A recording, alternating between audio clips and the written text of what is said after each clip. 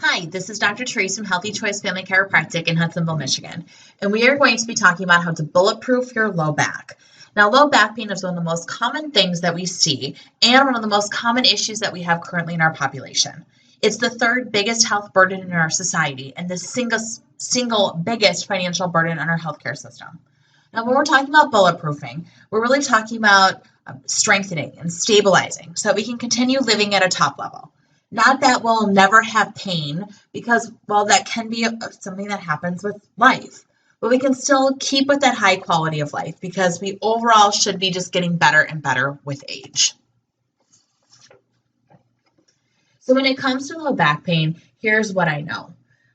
There's a lot of low back problems that we can be having. These are some of the most common issues that we see with low backs, and these issues are almost always totally preventable and absolutely correctable. But to correct those problems, we must understand the cause of the problems. So let's take a look at our spine. We're going to do a quick anatomy lesson because your low back, it's called your lumbar spine, has a very particular design. The bones are vertebrae are broad, and they're meant that way so that they can be really big and strong. We have a disc in between those bones, and this disc gives cushions and also gives room for our nerves to come out and come off of our spine. And just like your back teeth are more prone to cavities, same with the spine. The lower back takes on a lot more of the load, and as a result, it can end up with some more problems. And when we're talking about low back issues, that doesn't just include our lower back and low back pain. That even can be considered issues that we can have in our legs, like sciatica, because that can actually be coming from an issue in your back and in your spine. Even disc problems or slip discs can be caused by an issue with your spine, and an individual has options on what they can do for this. So how bad have low back problems become? So some stats just on people with low back issues. 80% of Americans will experience back pain. 35% have low back pain at any given time. The incidence in low back pain is up from 29% to 34% since 1997. Low back pain is actually more common in females, and a third of females will suffer with lower back pain. 31% of men report that their low back pain affects their work. Only 20% of women say that, though, so obviously we know the tougher sex. Just kidding. 54% of low back sufferers are desk workers because we know sitting is the new smoking. And 50% of women experience back pain when pregnant. Okay. Now let's look at the cost of lower back pain, both directly and indirectly.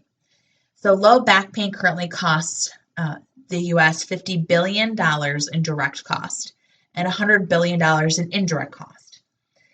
It can cause missing work, which means losing money, productivity, and jobs. It also means missing play, and it can cause people to stop doing things that they love. It can cause them to stop exercising, affect their active lifestyle, and that all creates an overall downward spiral when it comes to our health, and people start living around their problem and stop doing the things that they love. But then it can get much worse than that. Real pain and suffering and acute pain can lead to chronic issues. This can lead to drug use, and in individuals that usually starts with popping over-the-counter drugs like ibuprofen or Tylenol. Then it can lead to more prescription pills, and this has led to a huge health issue overall and has led to more overall drug use. So when we're talking about drugs, that can also include legal drugs. And if we're looking at that, and we're looking at pain medications, they can become very powerful and they're highly addictive, prescription-only medications. A lot of these, when we're looking at, are things like Oxycontin, fentanyl, morphine, hydrocodone. These are all some of those heavier pain medications, and they are leading to a lot of issues with addiction overall. Currently, 40 people die a day from prescription drug overdose, and that doesn't even take into account those that are affected by those drugs with how their kidneys, liver can function, which can lead to other health issues later on. This just looks even more at that overall usage, and we can see that the number of individuals using prescription pain medications, becoming addicted to them, and the number of deaths continue to increase every single year. So when we're looking at some of the typical things that people think of on how to handle their low back pain, some individuals will use heat, but especially when you're talking about an acute issue, that can actually increase the inflammation. They'll use some drugs like over-the-counter prescription like we talked about that just covers up the symptoms, which then causes you to not see some of the warning signs that can be there that there's a problem. Physical therapy, that can be excellent for treating soft tissue issues. So with the muscles and ligaments that can be surrounding the problem, but we also need to address that problem overall. Steroids, those are powerful anti-inflammatories that can lead to long-term joint damage. Also, it just covers up the problem so you don't feel some of what can be there. Pain management, once again, is not addressing the issue. And if we're looking at with surgery, when it comes to surgery overall, surgery when it comes to the low back does not have really good effective rates. Over 65% of individuals who have back surgery have a relapse and have been deemed to have failed back surgery syndrome. So we should always look at surgery being the last option when it comes to our lower back pain. So now let's talk about what we do to help with lower back pain. With chiropractic care, research has shown that those who get regularly adjusted take care of their bodies and they try to understand their body better.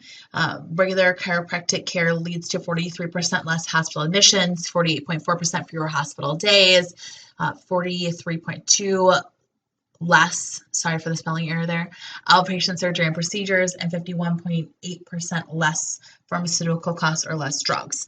So if we're looking at, okay, well, chiropractic care can be an option for our lower back pain, how is it helping lower back pain? And we want to look at the spine in a different way. And what we do as chiropractors is we look for something called subluxations, which we'll talk about in just a minute. Because what we bet that you didn't know overall is that how we feel does not always indicate with how we function. Less than 10% of our nerves actually sense pain. Much less than that. Our nerves overall have 9 different functions. There's functions with they control like our muscles, so our motor function, our reflexes, controls how we breathe, our metabolism, reproductive organs. So our nerves do so much overall. But like we said, only 10% of what they do is actually sense pain. And that's why pain isn't always the best indicator there's a problem. And by the time we're typically feeling lower back pain or pain in general, there tends to be a bigger issue there. So what we look for as chiropractors is we look for something called subluxation. We look for that in your spine. So we look to see if you have any of those subluxations in your lower back that could be causing that problem, can be causing that pain. So what subluxations are is it's a term that we use for a joint in our spine that is not moving like it's supposed to, and as a result gets stuck and dysfunctional because of some stress that we have in our life and some stress that we're getting on a daily basis. So basically that stress causes that joint to stop moving like it's supposed to. That causes damage in our soft tissue, so our muscle and ligaments. That creates inflammation, which irritates those nerves, affects how they can work and function. Because our body is smart, it recognizes that. It's going to cause the muscles around that area to tighten up to try and stabilize that bone, prevent it from coming further out of alignment and creating more dysfunction. But because of that muscle tightening up, it can also cause muscle spasms, and it can contribute to even more pressure being put on the nerves and more pain. Okay? When we also lose that normal movement and that normal motion of the vertebrae, it's also going to end up affecting our discs because it's not going to allow for fluid to get pumped in and out of our discs to keep them nice, big, and hydrated. Okay. Also, we get an overall joint fixation, which can lead to an increase in stress hormones in our body, which we'll talk about that in just a minute too. Okay. And we'll talk about how that can be affecting even more with your overall health beyond just how you feel. Because when we have that elevation in those stress hormones, which happen with those subluxations, it doesn't just cause pain. It can cause an increase in your blood pressure, increase in your heart rate, increase in your muscle tone, so that muscle tension and spasms. It affects your digestion. It decreases serotonin levels, so your feel-good hormones. It causes more anxiety, increases your feeling of stress, also causes an increase in blood sugar, decreases your good cholesterol, raises your bad cholesterol, and increases your clotting factors. So basically, it can affect so much more than just how you feel, which then once again goes back to what we just talked about, that only 10% of your nerves sense pain, the rest perform all of that function. So that means that problem can be happening, or that problem can be starting before we even feel it. So the issue that can be causing your low back pain can be starting well before you actually feel it. Okay? That's why we need to be really proactive when it comes to our health, and proactive when it comes to issues with our spine and with our lower back. Okay? Because we all know that we have stress. Life is unnaturally stressful, especially right now. So we have to look at what is causing this stress, because it is stress that's actually the leading contributor even when it comes to our low back issues. And that's because we have 3 types of stress. We have our thoughts, toxins, and traumas. Now today we are all going to be talking really about these traumas that we have, because we have 2 types of traumas. We have our macro traumas, our big injuries that happen. So our car accidents, sports injuries, our slips and falls. But only about 2% of back pain actually comes from these big macro traumas. Okay? The majority of what we have are really micro traumas. It's these small things that happen over time and that accumulate, and that is a leading cause of our physical stress and a leading cause of our low back issues. Okay? So, I mean, really, does this look familiar? Like, I know we didn't have a lot of snow shoveling this year in Michigan, but still, right, we do a lot of things on a daily basis that add a lot of stress to our lower back. So these micro traumas, okay? Number 1 of those is going to be sitting. This is why we call sitting the new smoking. It's because with sitting, that causes compressive forces on your lower back that has a negative effect on your health, right? So that constant sitting that we're doing, we were not designed to, right? We weren't even doing this even 10 to 20 years ago. But this continuous addition of more and more sitting that we're doing, it causes continuous pressure on our lower back, and specifically to that disc between our lowest vertebrae and our tailbone. Okay? That disc space, when that's getting that additional force, it's going to put pressure on our lowest nerve there. With that lack of movement in our daily life and all this sitting, it starts to cause that disc to shrink. Then if you think of what we're even doing after sitting, then we tend to be laying down at night, and we're not doing anything that's getting the movement, and that's allowing that disc to be able to open up and get some of that compressive force off of it. So we need to reduce the amount of sitting that we're doing, and we need to get moving again. And on average, a person sits for more than 8 to 10 hours a day, and that is 7 days a week. Okay, so we're doing a lot of this sitting more and more on a daily basis. We're going to dive more into what some of these macro traumas are, because we do have to look at what we need to stop doing, what we need to slow down doing, and what we need to start doing. So we need to take a different approach.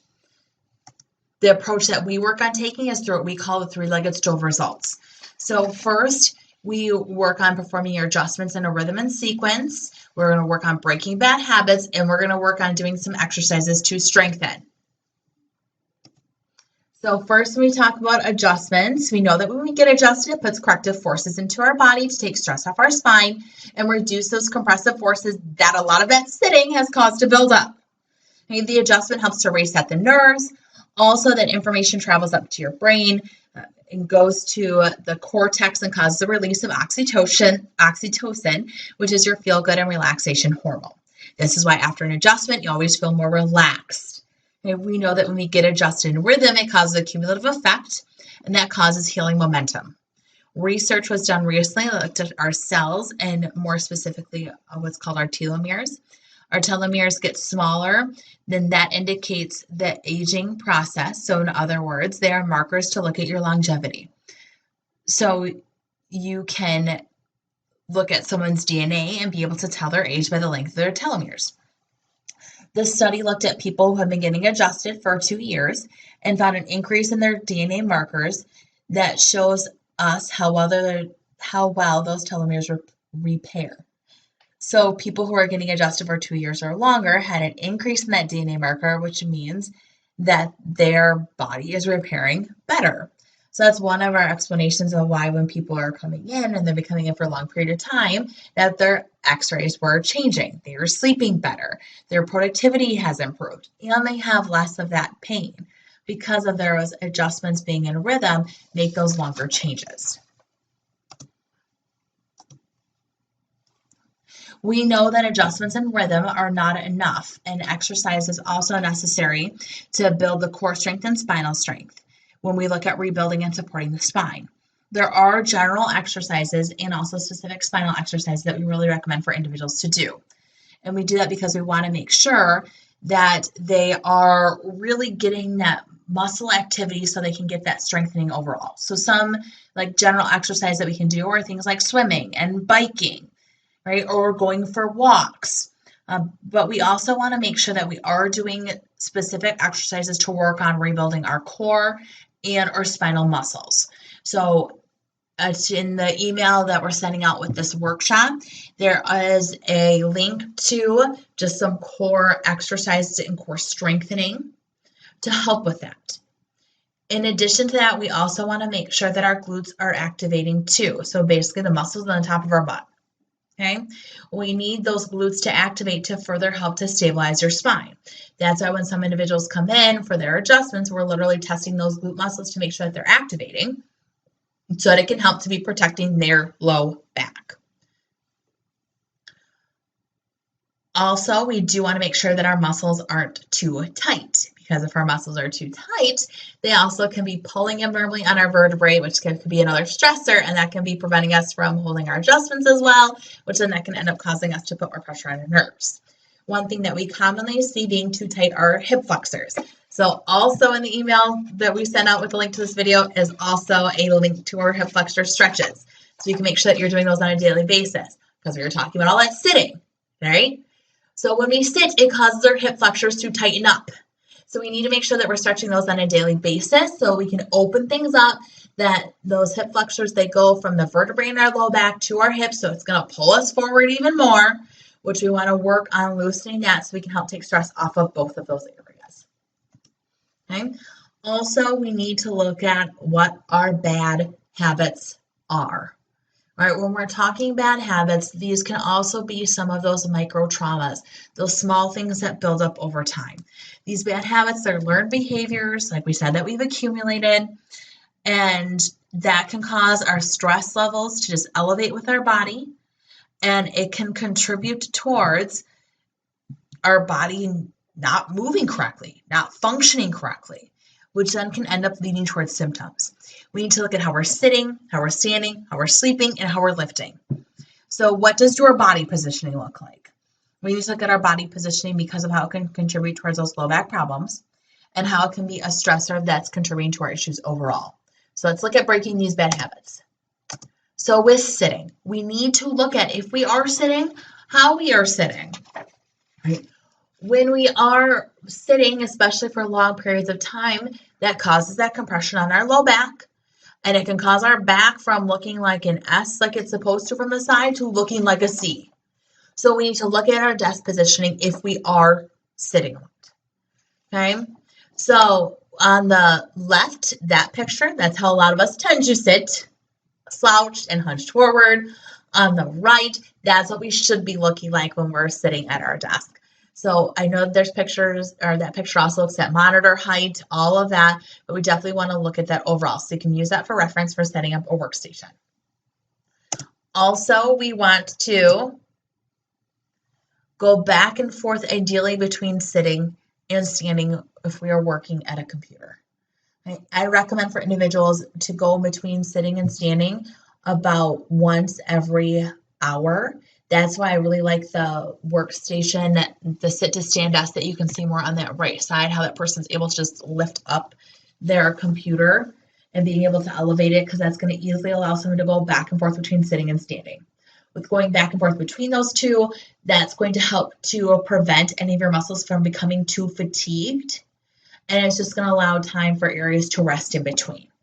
Also, research has shown that production increases by 10% with standing. Okay. Also, we need to look at how we are sitting. You need to look at if you sit on your wallet or if you sit with your legs crossed. Because if you do either of those, you are contributing towards unleveling through your hips, you're contributing towards curvatures in your spine and unleveling through your shoulders. Okay? So you need to take your wallet out of your back pockets, and that also does include phones. Like, we shouldn't be sitting on those either. Putting those more in your front pocket or just taking them out completely. You know, leave your wallet in your car for if you're just running in somewhere, you know, and you're able to. Just stop sitting on it. Okay. And if you are someone who has that habit of crossing their legs, and you know, if you do, you always have your favorite leg to cross. Instead of crossing at your knees, just kind of cross at your ankles. It does allow you to do something with your legs, but it's not going to have nearly that same negative impact on your back. Okay. We also need to look at how we stand, right? Are you someone who really juts their hip out and stands crooked?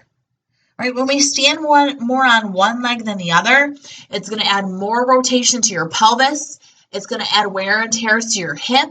Also, it's going to cause some of our muscles to continuously stay tight. So we have to look at that body positioning.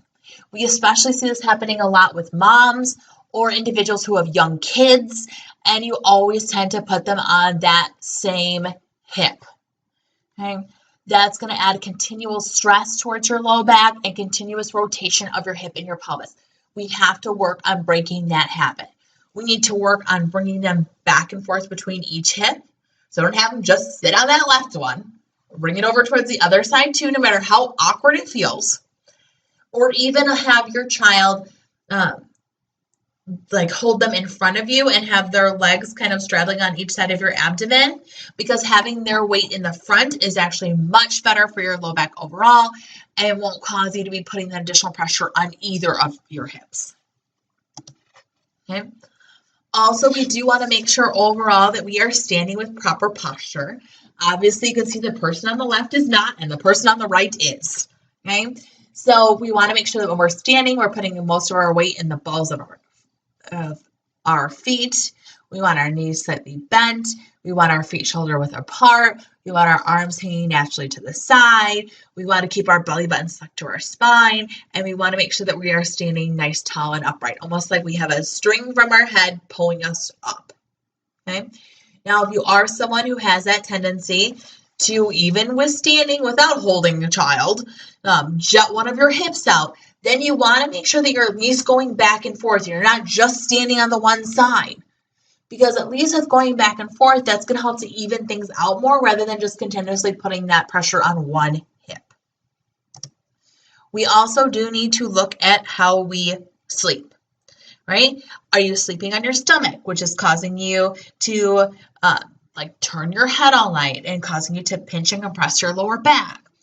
Or are you sleeping in the fetal position, which can cause more of that tightening up once again in your hip flexors and can end up really overstretching some areas with your lower back, right? And those bottom two, obviously, those are the ones that we want to stay away from in this picture.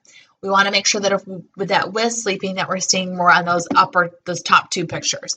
So either sleeping on our back or sleeping on our side.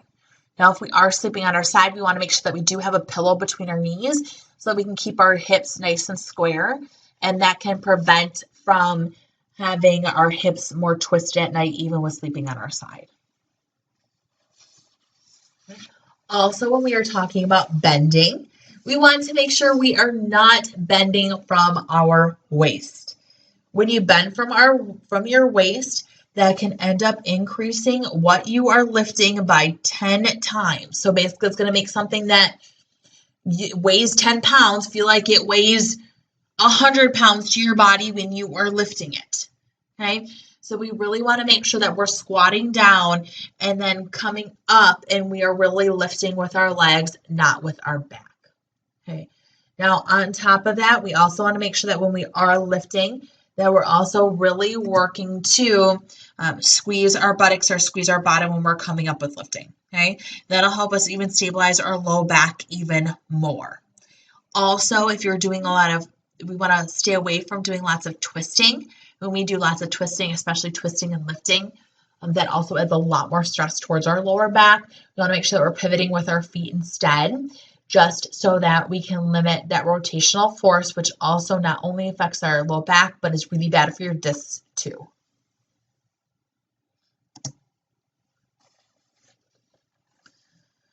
So hopefully that just gave you a couple ideas of things that you can do to help with your low back pain. Also give you some ideas you can do of what you can do on a daily basis to help to prevent lower back issues.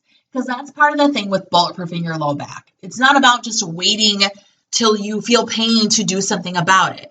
It's about taking those proper action steps to look at how you're sitting, how you're standing, how you're sleeping, those general positions, so that you can work on correcting those before you're having big issues with your low back.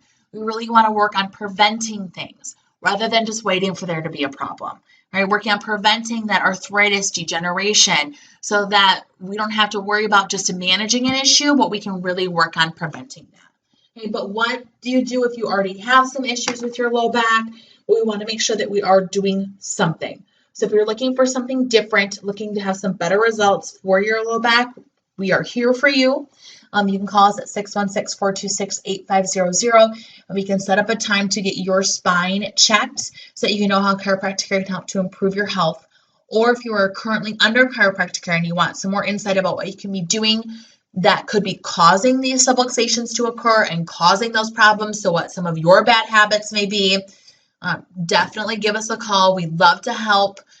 Or even we can set up, if you are currently under care, but you are still having some flares, we can set up more of a consultation time so that we can talk about you specifically and what's going on with you so we can make sure to ensure those best results possible.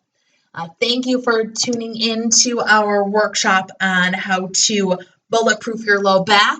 Our next one will be all about allergies and things that you can do to help with sinus issues and allergies, especially for springtime. So make sure to sign up for that workshop.